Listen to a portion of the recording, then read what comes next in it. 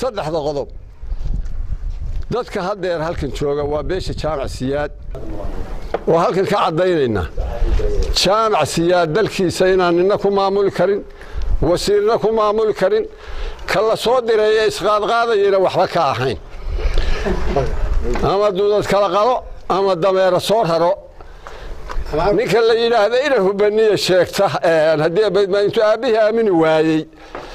koore sheegta hebel koore aabi waa naqaan waa hubani ha sheegta aabihi tala waa u taala taleex bay taal la saanood bay taal maalin walba qoora weynayaal dhaamka aad isku sawirtay daryeelo iskaga sawirtay dhagxayaada iskaga sawirtay gambadhe iskaga sawirtay wallahi ka talin meys waxna ka qaban meys runtaan kuu sheegay taa intaasaan ku dhaafayaa talabaad waxaanu ka hadlaynaa inaan dhulka wasiirra joogi jireen dibindaabyanayeen dadka u geysan jirin balse ninka soo diray yidhiyow wiilkan ismarmaroorinaya cagta soo mari hashu ragaadka ma isku reebaysaa buu yidhi mise way iska reebaysaa marka cagta dhulka la dhacdo haddaad jaamac siyaad kiciso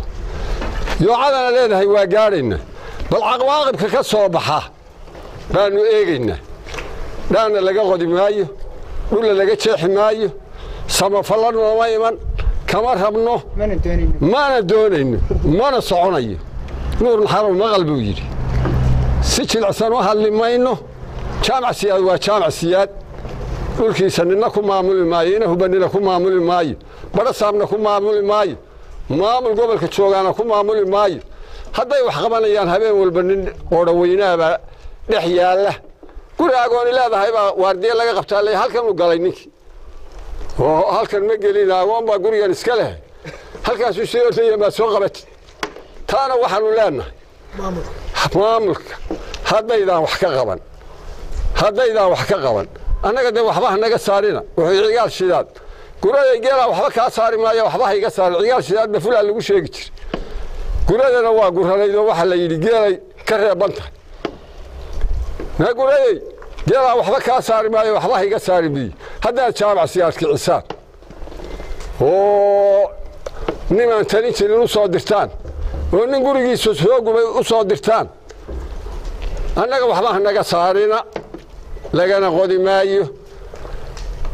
wixii ka yimaadana idinka iskale waxba hanaga siinina wasalaamu calaykum waraxmatullaahi